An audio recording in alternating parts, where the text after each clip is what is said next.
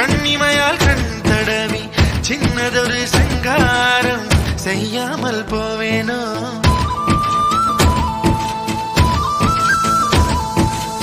பேச்சிழந்த வேளையிலே பெண்ணழகு என் மார்பில் மூச்சு விடும் வாசனையை முகராமல் போவேனோ